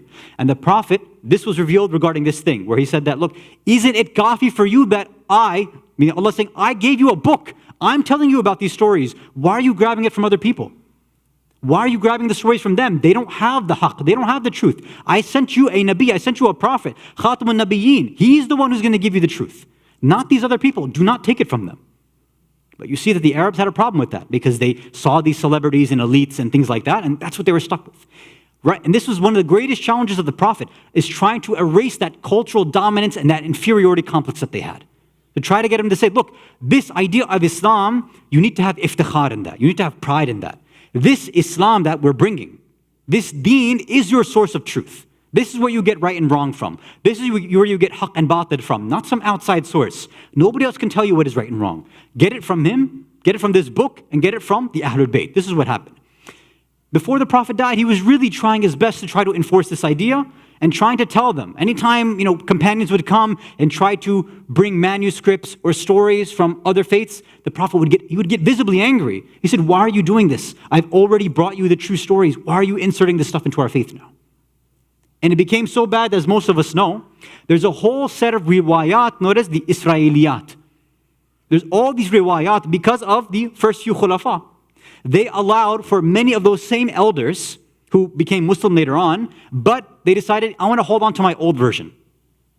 Many of these same Jewish and Christians, they converted to Islam, but they held on to the previous versions. They held on to their own cultural stories and beliefs, and they brought that into Islam. And whenever some of these Sahaba and Khulafa, whenever they wanted to teach history, they would bring these individuals instead. When explicitly the Prophet said, do not allow them to teach you history. Do not allow them to teach you and impart to you what is the truth of these historical events. I have brought that to you myself. I brought it as related in the Quran and through these riwayat. And if you need to find it in other places, then look to the Ahlul Bayt. This is where you're actually going to find the truth. But you see now, all these different things have crept in.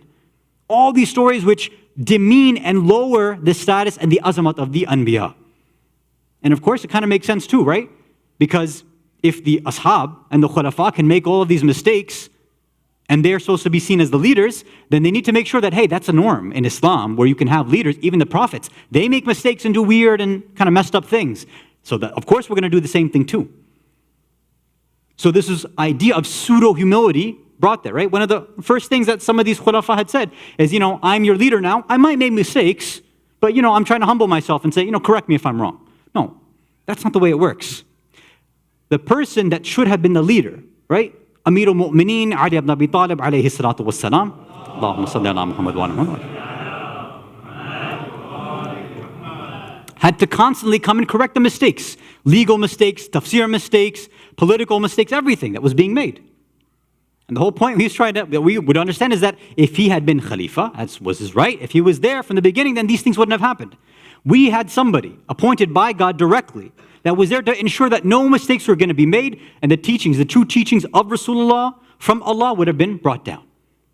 And this is the problem now that we're dealing with in the modern world. In today's world, we have the same sort of issue. We deal with thought leaders, celebrities and pundits, these think tanks, who are pushing various different types of ideologies, who now exert their own type of cultural dominance and superiority on us. And what does it do to us? We feel culturally inferior now.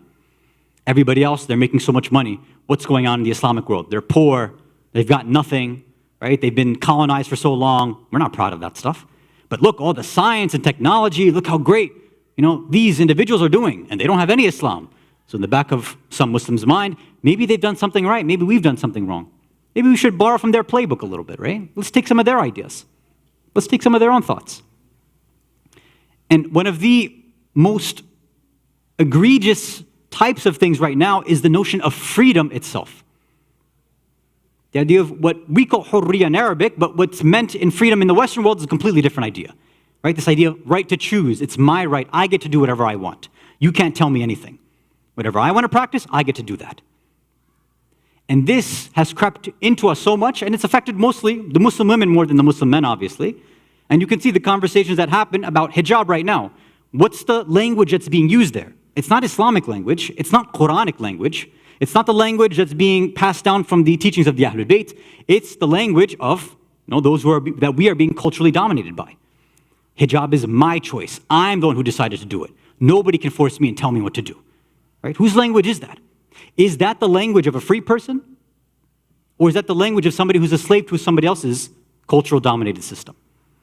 So they're trying to defend hijab, which is a good thing, as my choice. But the problem is this: when you are saying that hijab's not forced, it's my right, my choice, and all this stuff, while you're doing that, and claiming that it's not you're not being forced to do that, what you're really showing is that, but my choice of language, I'm being forced to use that though. So the hijab might not be forced, but the way that you're speaking about it, you're being forced to speak in this way. When we as Muslims say, look, Real freedom does not come from being able to choose whatever you want, do whatever you want all the time and get involved in these things. As we can clearly see in this society right now, where has Western society led the human beings in terms of their so-called freedom? An increase in desire for money and power, right? In the desires of the dunya. Mental health issues are on the rise. Where? In the West, not in the East, where they hold on to religious values. Not there. All of the problems that exist in the world exist in the Western world.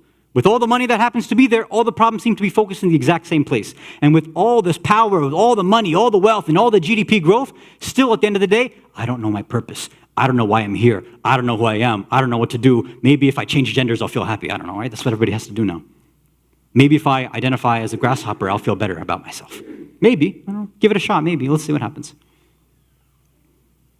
And that's the way it works. For Islam, however, no. What? Islam, according to the sixth Imam, was what? That ubudiyah, that is that gem. That is, and the core essence of that is when you understand Allah as your Rabb, that's when you're going to understand that the true essence, true freedom, doesn't come from being able to do whatever you want, but it means finding an objective truth, objective reality, a source of what is right and wrong, and saying, Sami'na wa ata'na, labbaik Allahumma labbaik. Everything you say, Allah, that's what I follow. Pure servitude, pure ubudiyah, that's what we have to go after. So it's not that hijab is my right, my choice, I'm going to do whatever I want. I say, no. It's because it is the right thing to do and Allah's commanded it. That's why I'm submitting to it. وَنَحْنُ لَهُ مُسْلِمُونَ. Allah, we are your Muslims. Apparently, I think we are. We're trying to be at least. Muslim is what? Muslim is not somebody who says, yeah, I just get to have all this freedom and choose whatever I want. A Muslim is somebody who submits. Even that name itself, sometimes we forget about that, right? We have decided to submit. That's the whole point of it. So whereas we see in the West, they have taken people and tried to give them freedom, but what has it ended up with? It's led them to slavery of the world. Whereas Islam says, no, if you start off with ubudiyah, you start off with servitude and slavery, you leave the cultural dominance of others, you allow Allah to dominate and tell you what to do in your life, you allow objective truth to tell you what to do in your life, and you're guided by this truth and this light, then you'll go from slavery into freedom. That's when you'll find peace and comfort. Salawat ala Muhammad wa ala Muhammad.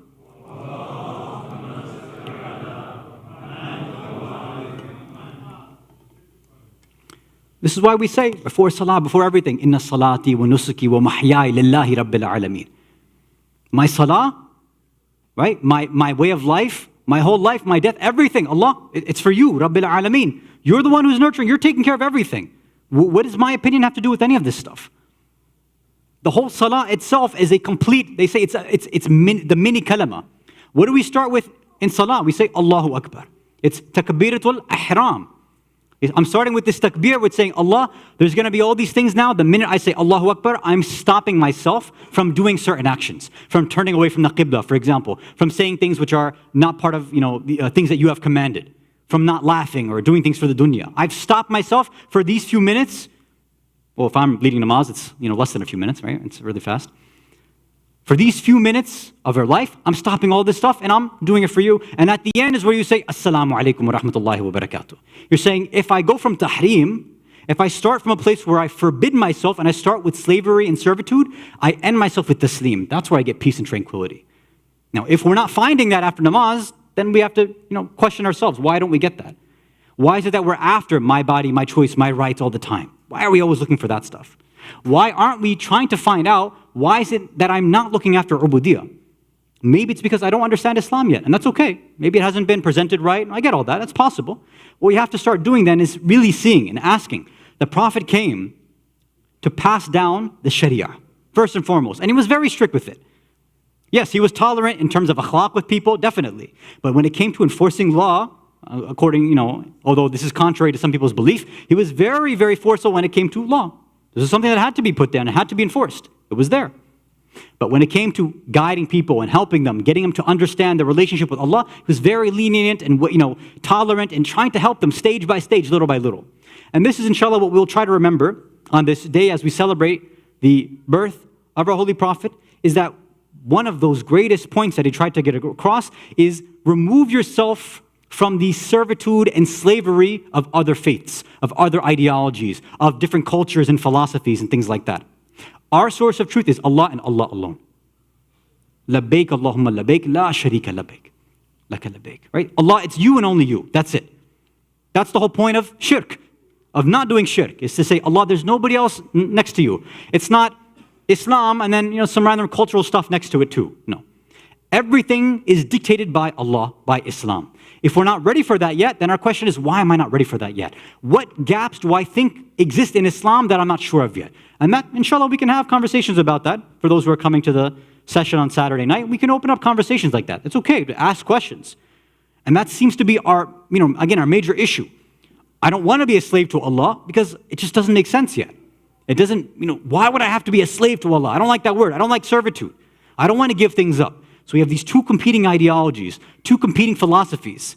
One is telling you, fight for your rights and dominate everything through that. Individualism and liberalism and all this. And the other one is saying, give up everything, but not for just random desires, but for the sake of the truth, for the sake of what is right, and to fight against what is wrong.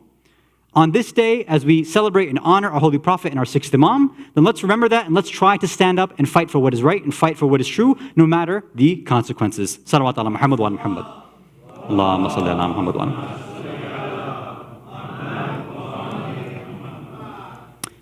Okay, let's move on to our Slido quiz, inshallah. If you can recite a salawat ala Muhammad wa ali Muhammad.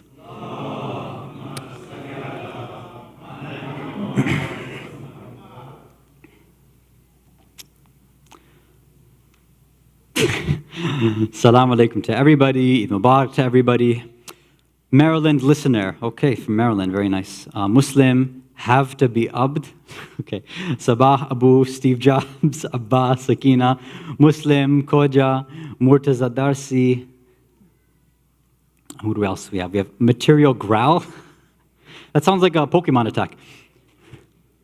Specialist, Rais, Qambar, Kushali Mubarak. Somebody asked me today, what does Kushali Mubarak actually mean? Does anybody actually know what it means? What words? What are the two words that it's composed of? That's something. I think I heard it. Khush, hali, right? From the Farsi, right? Khush, happiness, and then hali, meaning state. That's something, right? Mahmood Abbas Sulaiman, FSMSP, Mahmood. Is that you? Yeah, that's something. Good luck. Lego Musti, Lego Musti, Jalebi Baby Mohogo, Amar Ali. Wow, we have a lot of people. Okay, E equals MC squared. Okay, all right. I think we got a lot of people tonight. Pokemon, sorry. Okay, I think we can get started. Inshallah. Good luck to everybody. Here we go. Rasulullah sallallahu alaihi wasallam was born in what and where and died in where? Was it born in Medina, Mecca, died in Medina? Born in Medina, died in Mecca? Born in both and died in Mecca, or born and died in both Medina?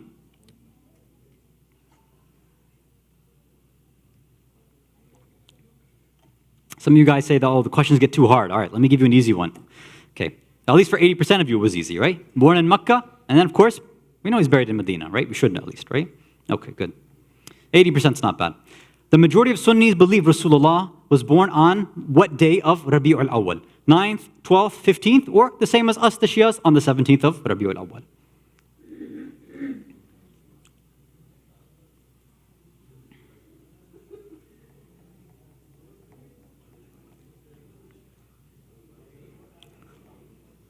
Hasan. So you guys know that, right? The majority believe it was 12th of Rabi-ul-Awwal. Okay. Imam Khumaini rahmatullah alayhi declared that the 9th to the 17th of Rabi-ul-Awwal be celebrated as what? Islam week, Prophet week, Unity week, or Al-Quds week? Or if I'm giving you the Farsi, is it Haftay Islam, Haftay Nabi, Haftay Wahdat, or Haftay Quds? From the 9th to the 17th of Rabi-ul-Awwal. And why? It's because we have some narrations from both Sunnis and Shia that say the 9th could have also been the birthday of the Prophet up to the 17th. So he says, yes, this is something that we obviously share with the Sunnis. Let's make it a Haftay Wahdat, a week of unity. All right, Asant. And finally, which of these species is not extinct? A Saudi gazelle, Tasmanian tiger, Japanese sea lion, or Komodo dragon? Which of these species is not extinct?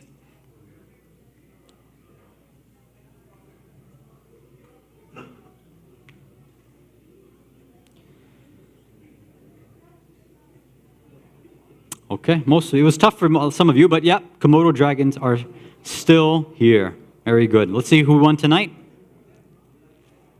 Anonymous, congratulations. 22 seconds. Wow. Have to be Abd. That's good, but you have to be faster next time. 30 seconds. Specialists, 4 out of 4 also, but 2 seconds behind second place. Not bad. Miladun Nabi Mubarak to you. 4 out of 4, 40 seconds. Dilji, NC, and FL. Welcome back. 4 out of 4, 42 seconds. Good job to all of you. And again, once we are having our a session Saturday night, it's a chai, chat, chill. It's supposed to be just an informal discussion. It's going to start with Maghribain in Jama'ah for both men and women. The suggested age range is 18 to, I think we said 40. So hopefully we see you then. And again, there's no selected topic. Whatever you want to talk about, inshallah, we hope to see you then. Please do register. The links were sent out. Register so we know how much chai and snacks and stuff we need to distribute. والحمد لله رب العالمين وصلى الله على سيدنا محمد وعلى أهل بيته الطيبين الطاهرين.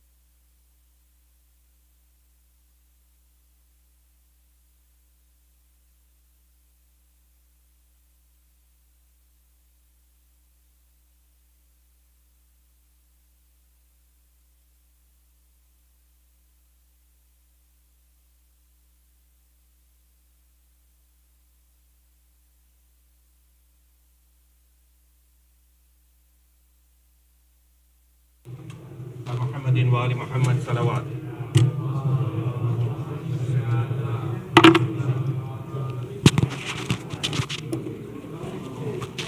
محمد وآل محمد صلوات.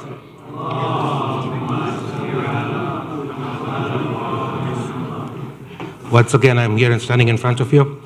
On this joyous occasion, we are blessed to record and announce the following engagements.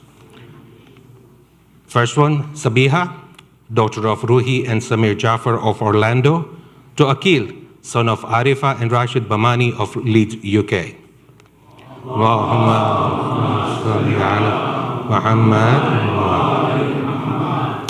Second one, Safiya, daughter of Ayman and Sajad Devji of Orlando, to Mikhail, son of Rosemin and Murtaza Darcy of Orlando.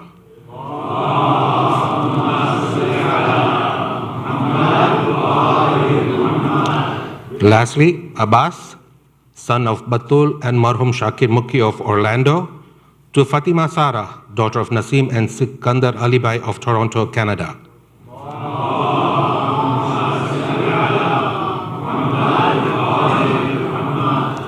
We pray to Almighty Subhanahu wa Ta'ala to bless these couples and their families on this joyous occasion. Ameen.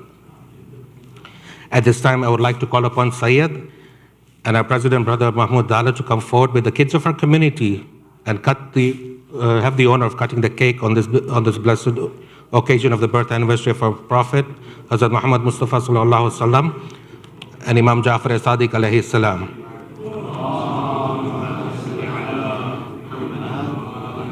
On the ladies' side, I would like to ask Sister Ruhi Jafar, Sister Shazia Yusuf Ali, Sister Rehana Darcy, and Sister Wahida Sachi to go forward and cut the cake with the community. Kids of the community, please come forward. Come on, Abbas. Bimanis. For Muhammadin wa ali Muhammad salawat.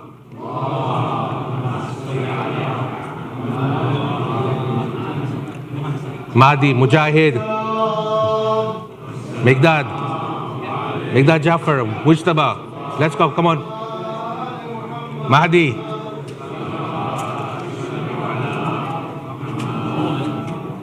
Hussein Hamza, come forward. Come on, let's go, boys.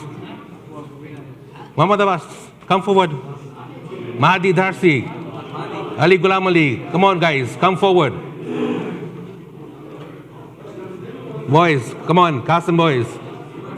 Mahdi, why are you sitting in the back? Let's go. Come on, kids. Mahdi Jafar, come on. Come on, kids. We won't be able to cut the cake without you guys, so let's come forward.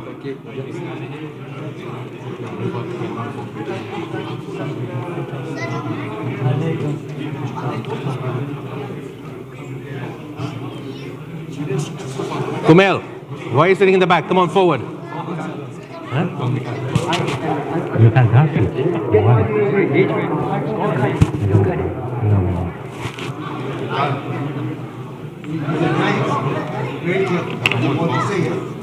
Okay. Should we cut it now? Yes. First, one big salawat.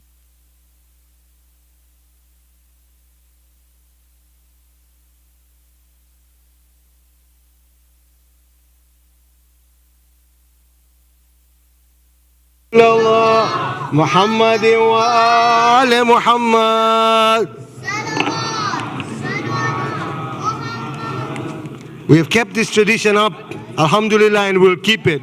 Our children need to learn and know that we celebrate equally as we mourn, right? And therefore, this is a tradition of Husseini Islamic Center going forward. And on two big kushalis, the kushali of the Prophet and the kushali of our 12th Imam, that we will bring a cake and we'll cut the cake and the kids will be able to eat the cake. All of us, inshallah.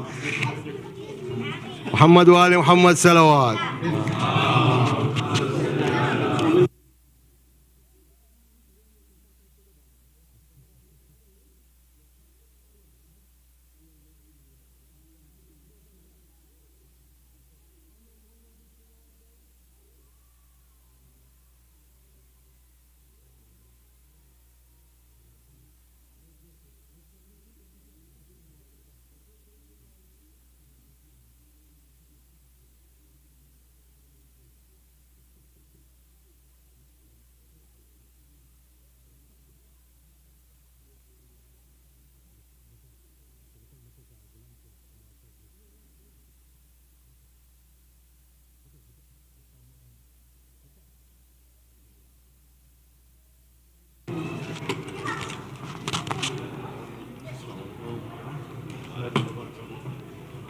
Thanks.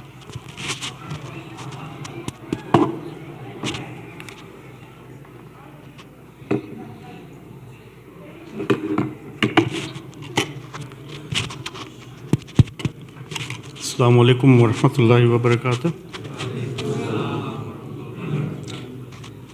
Wiladat of Prophet and Imam Jafar as-Sadiq's Wiladat today. Congratulations to everyone. Bar Muhammad wa ali Muhammad salawat.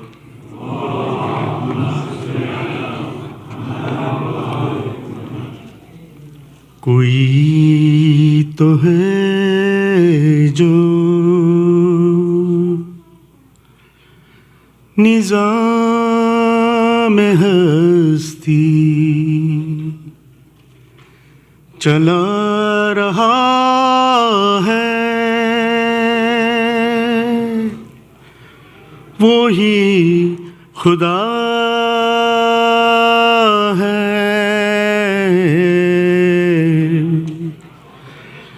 दुरूद वाले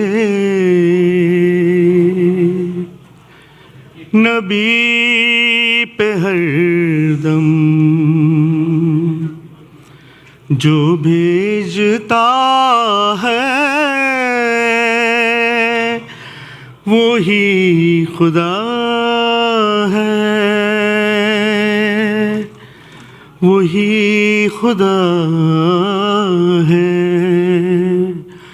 वो ही खुदा है।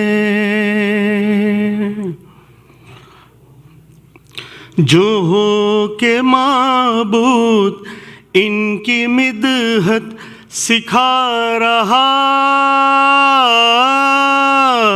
है, वही खुदा है, वही खुदा है, वही खुदा है। न हमने देखा न हमने सोचा किसे खबर थी कि है वो कैसा, हमारे सादिक नबी ने जिसको खुदा कहा है, वही खुदा है, वही खुदा है, वही खुदा है, वही खुदा है। यही मशीयत है मेरे रब की, चलेगी बेटों से नस्ल सब की, हमारे सादिक नबी ने जिसको खुदा कहा है, वही खुदा है,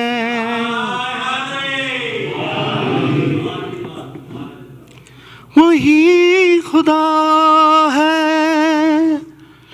वही खुदा है, वही खुदा है। बर मोहम्मद वाले मोहम्मद सल्लल्लाहु।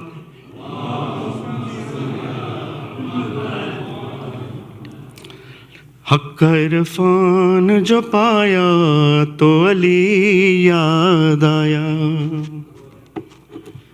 दिल में कुरान समाया तो अली याद आया, हक़ इरफान जो पाया तो अली याद आया। आदम और नूह पैगंबर हो या हजरत ईसा, यूनुस हो खिज़र हो इलियास के हजरत मूसा, वक्त इन पर भी जो, वक्त इन पर भी जो आया तो अली याद आया, या अली। गर था अल्लाह का मौजूद मकी कोई न था, कोई आएगा यहाँ ये भी यकी कोई न था, अरे दर्जो दीवार में, दर्जो दीवार में आया तो अली याद आया,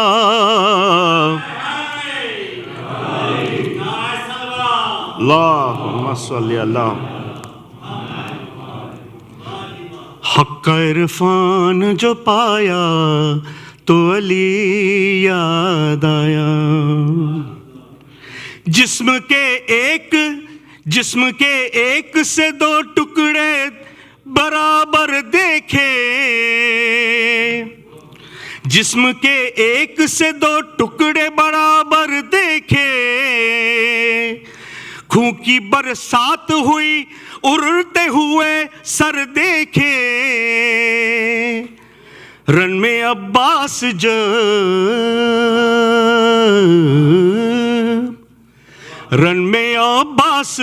जब आया तो अली याद आया, या अली।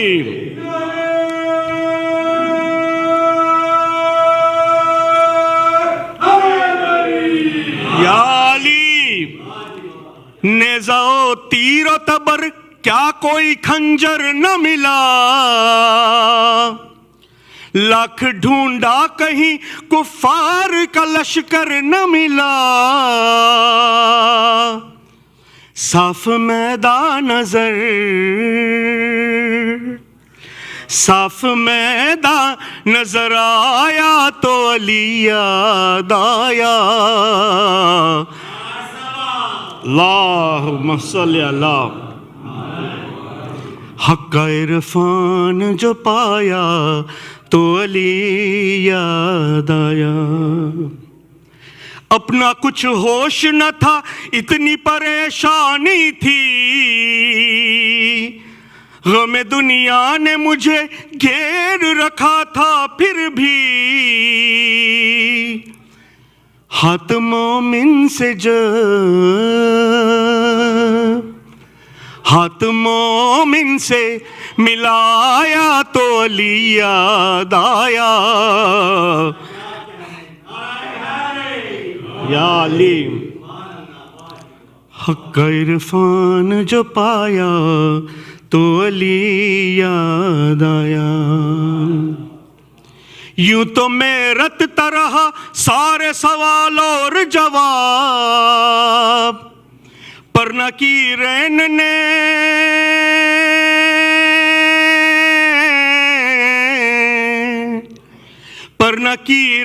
ने तुरबत में मुझे बहर हिसाब दिया, आके जिस वक्त जगाया तो अली याद आया, हक़ इरफान जो पाया तो अली याद आया, हक़ इरफान जो पाया तो अली याद आया। 12 दिगर सलावत।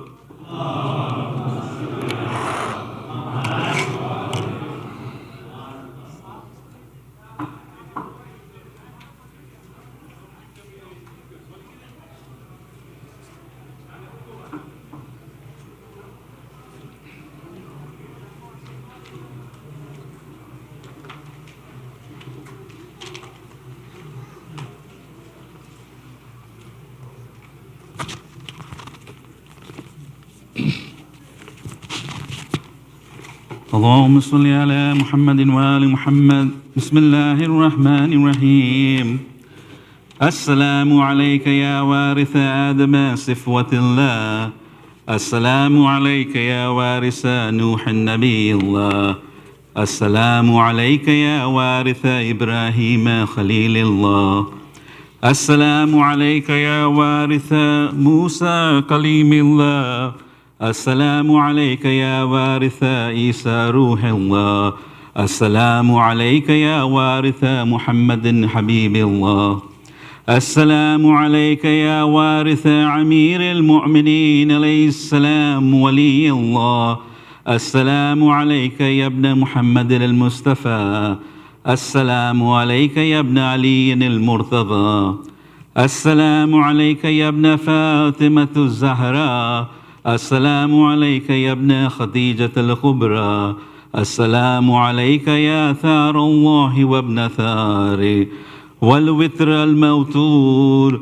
أشهد أنك قد أقمت الصلاة وآتيت الزكاة وأمرت بالمعروف ونهيت عن المنكر وأطعت الله ورسوله حتى أتاك اليقين، فلعن الله أمة قتلتك، ولعن الله أمة ظلمتك، ولعن الله أمة سميت بذلك فرزيت به.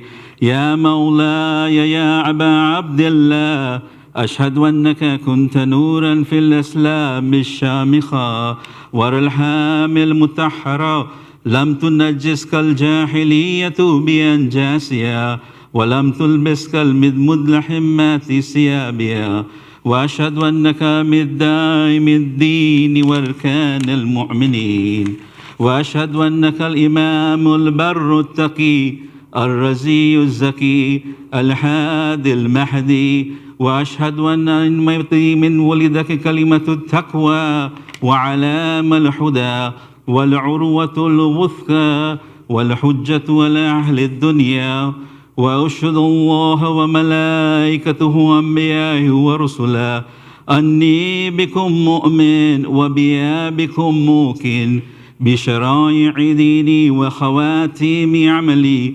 وقلبي لقلبكم سلم وأمري لأمركم متبع.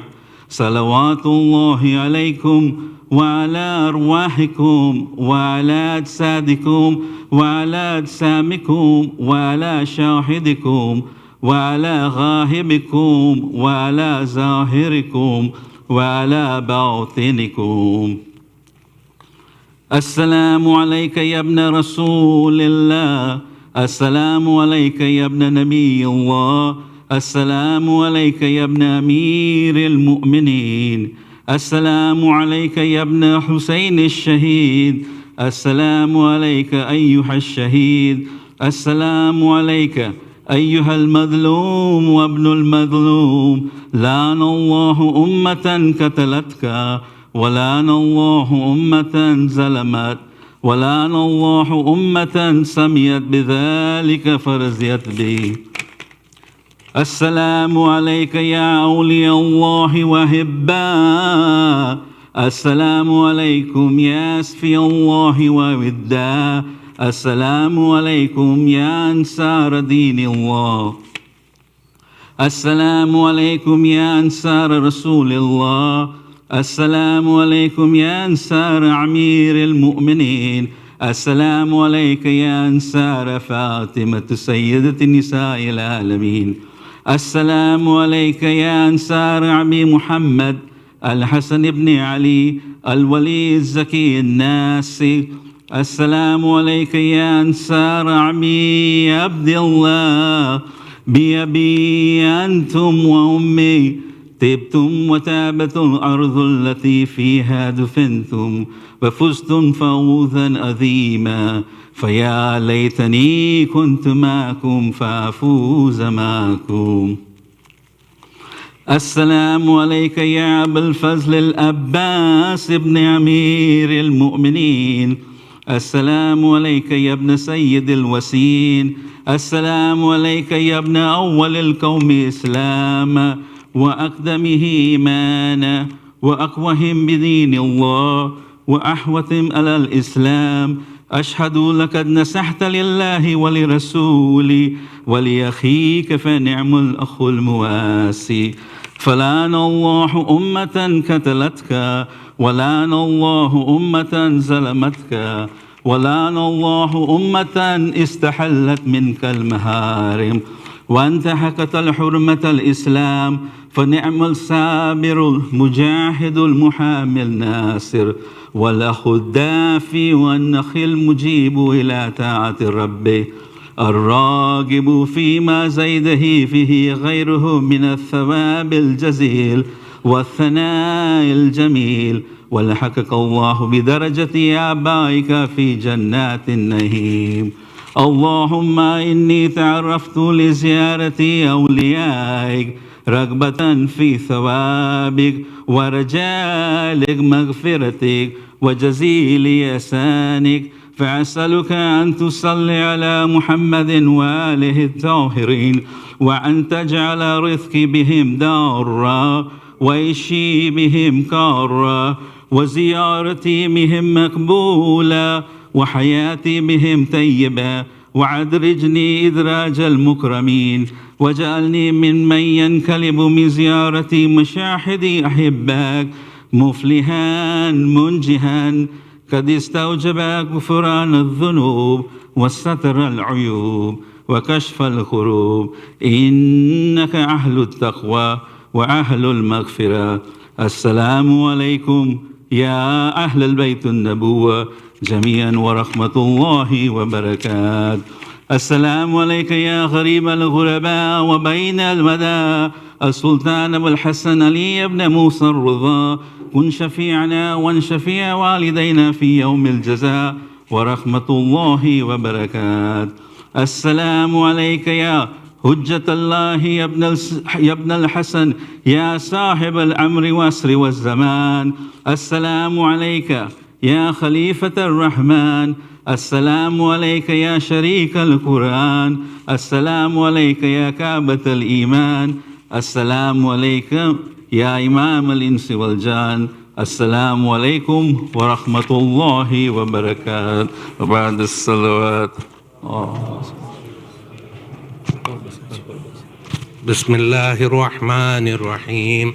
اللهم كن لوليك الحجة ابن الحسن صلواتك عليه وعلى آبائه في هذه الساعة وفي كل ساعة وليا وحافظا وقائدا وناصرا ودليلا وعينا حتى تسكنه أرضك طوعا وتمتعه فيها طويلا. اللهم صل على محمد وآل محمد.